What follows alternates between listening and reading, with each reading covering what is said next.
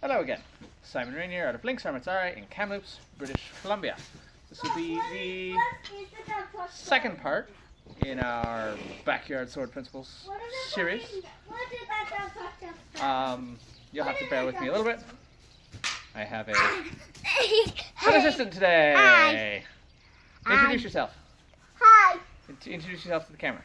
Hey. What's your name? Flynn. Yeah. This is Flynn. He'll be helping me out. Why don't we start with you off on a bit of a lighter sword, shall we?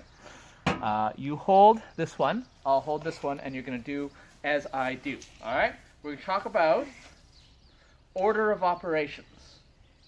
And again, just like last time, when we're moving with our hip pistols, pew pew, remember that, right? It's going to be pretty much universal across any sword style. Yeah. So I'm going to start with the long sword. Yeah. Yeah. Good job. And again, we're going to have it withdrawn with any kind of sword without a complex hilt. Yeah. Our hands are horrendously vulnerable, right? Yeah. What are our hands? Good. Horrendously vulnerable, Why? right? That means they can get hit easily. So we want to pull them back and away when we're standing. As we begin moving, we want to have the sword protect our hands. How we do that is with the blade and, by extension, the tip. So, when we cut and step, just like before. Tip comes first, leads out, pulls the body after it. The way it's often described is imagine there's a piece of string attached to the end of your sword that pulls it, and you do not move until you have to. Making it for a full cut. Boom. Cutting all the way through. Same going back up for the rising cuts. Sword tip comes first. Boom. Stepping. You step forward, step back. Doesn't really matter.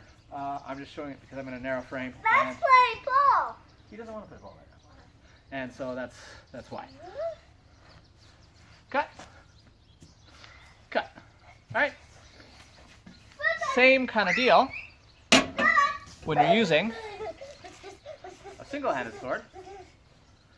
Arm away, keeping the hand away as a target. Hip pistols in line. Sword leads, extending out. We can do what I call a half cut or a full cut. There's different names for it, but this seems to be the best way of conveying it. Half cut is when we leave our sword arm extended. Full cut is when we cut all the way through. So we now have two things to practice. Moving around, keeping our hip pistols in line, and cutting with our proper order of operations. You eat those carrots. When we're either using a thrust or a more complex guard, we can alter things a little bit. For the thrust, and we'll just start with the sword, it's exactly the same thing. Sword comes online, extends, pulls the body up. Extends, pulls the body, right? We have the rapier. We really see that with the rapier. If we're doing a proper full wide stance, sword stays down, tip extends, pulls the upper body, finally stepping for our full lunge. So, little nuts today, but that's okay. We have, once again, our order of operations.